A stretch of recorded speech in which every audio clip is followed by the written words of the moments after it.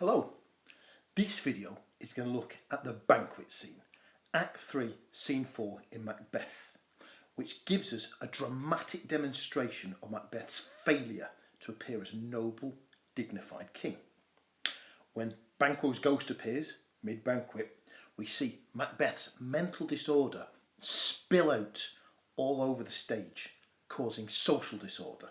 Now this disorder, this chaos, symbolises the corrupt or flawed or illegitimate nature of Macbeth's kingship.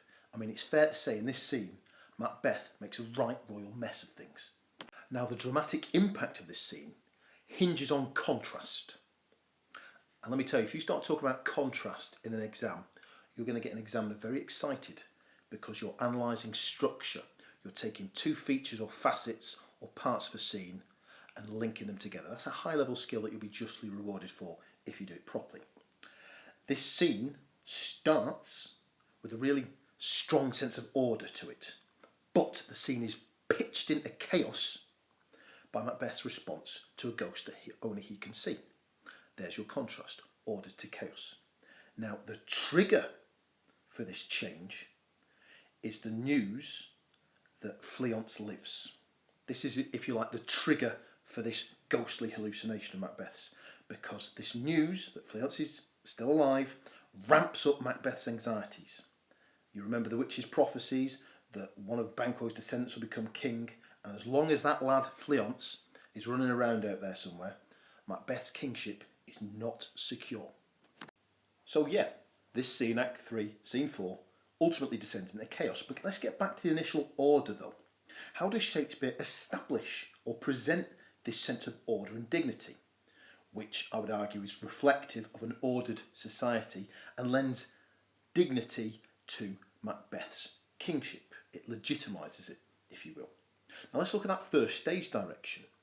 The opening stage direction, the banquet's prepared, enter Lady Macbeth, thanes, lords and attendants. Now this list obviously outlines the order with which people enter the room, but what it also reflects is the social status of those individuals. Their entrance is determined by their position in the social hierarchy, from kings down to servants. So there's a sense of order there. Macbeth goes on to say, I think he comments on the table, he says both sides are even. So there's a sense of a pleasing symmetry there.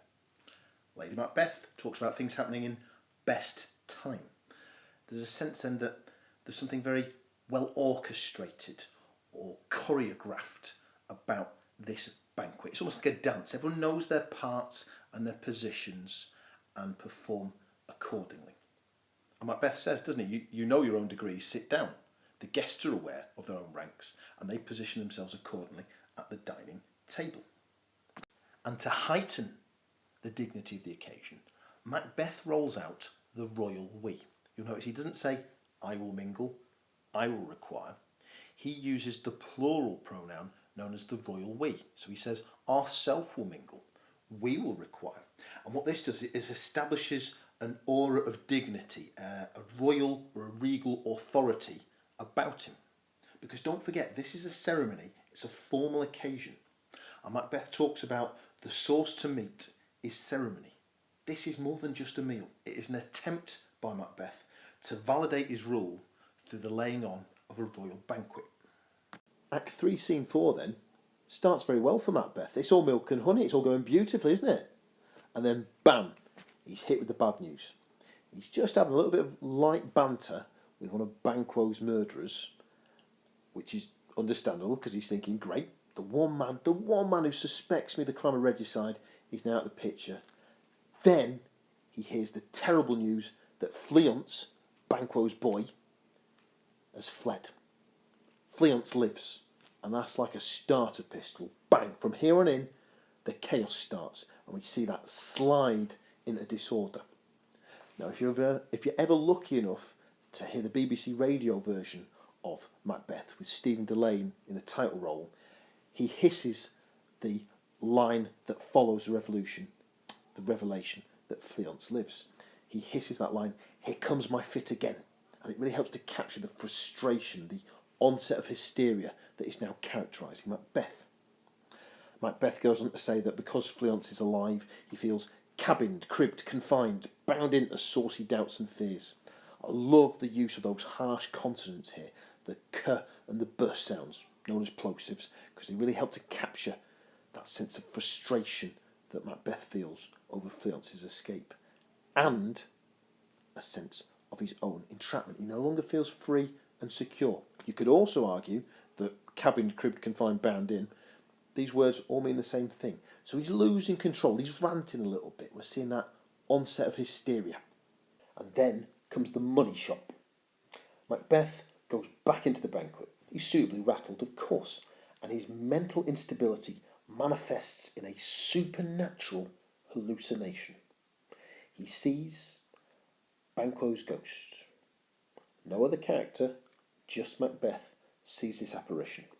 And as I'm sure you know, the supernatural is a key theme in this play. Let's see what we've got. We've got witches that prophesy the future. We've got daggers magically appearing before a murderer's eyes. A porter who imagines himself to be the gatekeeper of hell. Cauldrons that cough up visions of the future. Stitched deeply into this text is the theme of the supernatural. I've come up with, I reckon, 4 interpretations as to why Banquo's ghost manifests at the banquet. First of all, I think Macbeth might be seeing this ghost because of the guilt he feels over the murders of Banquo and Duncan. It's a symptom of his mental anxiety. Secondly, he's still very anxious that Fleance lives. The witches, don't forget, prophesied that Banquo's line would ascend to the throne. Macbeth is probably naturally worried that he's going to be hoyed off the throne, killed off, and have one of Banquo's lineage plopped in his place. Thirdly, he says at some point in this scene how blood will have blood. So in other words, if you go around killing people, full enough, people are going to be itching to stick a knife in between your shoulder blades. If you kill people, it's a good chance you're going to wind up dead as well. So it might reflect that tension or anxiety, and that might explain why he's seeing these visions. Finally, forget about mental anxiety, nervous fragility. It could just be a genuine supernatural experience, perhaps engineered by those Machiavellian monsters, the witches. Whichever interpretation you fancy, you well know an examiner loves it when you can pull out multiple interpretations for one character, one incident, or one line from the text. Banquo's ghost on stage, to show or not to show. You sit through enough versions of this play, be it stage or screen, you'll find that most of them opt to show Banquo's ghost. However, you will get the odd production that makes the artistic decision not to show that ghost. Now, there are compelling arguments for both sides of this debate. Do I show the ghost or do I not? Let's have a look at a few of them. First of all, why bother throwing an actor on stage drenched in stage blood? Well, first of all, I think in terms of dramatic irony, it's a very powerful image. We are privy to something that the guests, the characters on stage, are not. This shocking apparition, and that makes a great tension. Secondly, you've got, I guess we get to appreciate and understand Macbeth's histrionic outburst a little bit more if we see the source of his anxiety, that ghost on stage. The final reason you show the ghost, I guess is probably the most compelling reason, is because theatre is arguably mainly a visual medium. It's there to engage the eye, and in terms of visual spectacle, in terms of powerful image, you've got to go some in a production of Macbeth to top the image of a gore-drenched Banquo shambling his way through the banquet, putting the fear of God up Macbeth. On the other hand, lads like Trevor Nunn, who directed the 1970s version of Macbeth, the Royal Shakespeare Company, he made the decision not to show the ghost. So you see Macbeth ranting and raving, but at an empty chair. Now, why do that? Well, I think the reason you do that is to highlight to the audience loud and clear that this is a hallucination. There is nothing supernatural about this vision. This is a product of Macbeth's traumatised mind. And if you've got a good actor, and I believe it's Ian McKellen who does it for the Royal Shakespeare Company in the 70s, a good actor pulls it off beautifully. In fact, I think he ends the scene, and God love YouTube, I think it's on there somewhere, tucked away in its search engine. Ian McKellen ends up literally foaming at the mouth with fear in this scene. It's a real acting tour de force, well worth checking out. And what of Lady Macbeth? How is our favourite little psychotic social climber behaving in this scene? Well, you can well believe. Initially, she is delighted by the banquet. I mean, it's the crowning glory of her ambitions. However, when Macbeth starts unraveling and presenting this hysterical behaviour before the guests, she falls back on her old trick of questioning Macbeth's manliness. And she trots out lines like, "Are you a man?" and "quite unmanned in folly." Now this time, unlike when she's coercing Macbeth into committing regicide, this time this endeavour to achieve conformity through questioning his masculinity isn't quite as successful, for two reasons, I think. First of all, Macbeth's terrified. You can't reason with a man who's that hysterical and terrified. Secondly, Macbeth himself has used this trick to motivate the murderers to kill Banquo. He questions their masculinity to coerce them into this deed. So it's an old trick. It's lost some of its persuasive power. And it's at this point that Lady Macbeth has to try and work a PR job. This is a time for crisis management, as she tries to cover for her husband and explain away his erratic behaviour in an attempt to restore some of that order to proceedings. And first of all, she says, ignore him. And she claims that it's a boyhood affliction. Even Macbeth chimes in, doesn't he? When the ghost appears the first time, he says, it's a strange infirmity. It's nothing to people who know me. As people get more curious, she says, questions and range him, and speak not. That's certainly what she says to the guests when Macbeth starts revealing compromising details about the murder of Banquo. I mean, Macbeth starts rambling in front of the guests. Thou canst not say that I did it. There was a time when the brains were out, the man would die. Blood is cold, etc. Now, as a guest at that banquet, you'd want to be having a pretty fascinating conversation with the bloke sat next to you to not be drawn in to these deranged utterances of Macbeth's. Oh, Mr. Taylor, you and your kooky cartoon hijinks, I don't know. Now, chances are you're not laughing your heart out at this joke, though it might raise the ghost of a smile. Ha ha ha. Now, it might be a delayed reaction to Lady Macbeth's comments on his manhood, but Macbeth sees fit towards the end of this scene to try and reassert his masculinity. He says, if trembling, protest me the baby of a girl. Now, there's two interpretations here. Firstly, yes, clearly this is a very depressing example of the patriarchal bias that underpinned the 17th century, because we're seeing bravery coded or perceived as a male trait and fear perceived or coded as a female trait. And that's quite offensive, I guess, to 21st century sensibilities.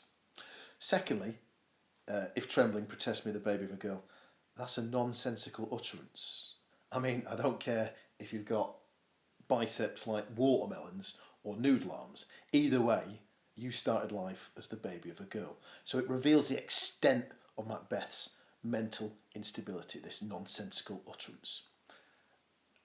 A mental instability, I might add, which is amplified or magnified or emphasised by the use of exclamation marks, hyphens, short sentences. In short, it all helps to contribute to a sense of Macbeth's hysteria. Here's a character losing control fast. Well, thanks to Macbeth's ravings, the banquet is plunged into chaos and it ends in an undignified shambles, unbefitting of a royal occasion. And I think Lady Macbeth sums it up very well. She uses the oxymoron most admired disorder to describe the end of the affair, end of the banquet. And it splendidly captures, doesn't it, this sense of the event's spectacular failure and the attendant public humiliation heaped on the Macbeths. I talked before about the dramatic impact of this scene hinging on contrast. It starts this scene as a shining example of order and stability. At the end, we're plunged into chaos, and Lady Macbeth says to her guests, stand not upon the order of your going, but go at once. There's no orderly, dignified termination to this feast. It ends in disarray. And on stage, when you see Macbeth and Lady Macbeth standing in the ruins and the wreckage of the banquet, it's a great visual metaphor for regicide, because these are two people who took something beautiful and dignified, be that the royal position or a banquet, and they ruined it, they sullied it, they deformed or damaged it. So, standing there on stage in that wreckage, powerful visual metaphor for regicide, taking something beautiful and sullying it. You'll notice as well, Macbeth is back to the first person narration. He's dropped the royal we, so we see that royal gloss has rubbed off him as well. And you can imagine, you can well believe that James I would have been delighted by this scene, because it shows a pretender to the throne in a very negative light. It shows Macbeth to be a howling failure as a monarch. And the anti-regicidal message, which seems to be aggressively peddled by Shakespeare, is that your king should be a legitimate ruler, appointed by God, as per the divine right of kings, and if it's not, chaos ensues, except no substitutes. Right, let's cut this rant down. Conclusions. Act 3, Scene 4 highlights the illegitimacy of Macbeth's kingship. There's an initial semblance of order, but that fast unravels due to Macbeth's all too public supernatural experience and emotional breakdown. Arguably, the trigger for his hallucinations is the news that Fleance survived the assassination of his father Banquo. Smart cookies that we are, we can discern 4 interpretations of the appearance of Banquo's ghost. It could be a visual symbol for Macbeth's guilt, his anxieties about Banquo's descendants becoming kings, or it could reflect his fear of punishment, blood shall have blood. Lastly, it could be a genuine supernatural experience created by the witches. On stage, most productions show the ghost. However, some directors choose not to show it, and that serves to illuminate the idea of the ghost being a figment of Macbeth's traumatised mind. At the end of the banquet, in spite of Lady Macbeth's best efforts, it all descends to a scene of admired disorder, and that serves to represent Macbeth and his wife as unfit rulers. It also telegraphs the idea that theirs is a corrupt reign, a compromised or flawed or illegitimate reign. And that's your lot, folks. Act 3, Scene 4, The Ghost at the Feast. This scene explodes the prospect of Macbeth's rule appearing anything but a pale imitation of the real thing. The Macbeths, then, are not fit to rule.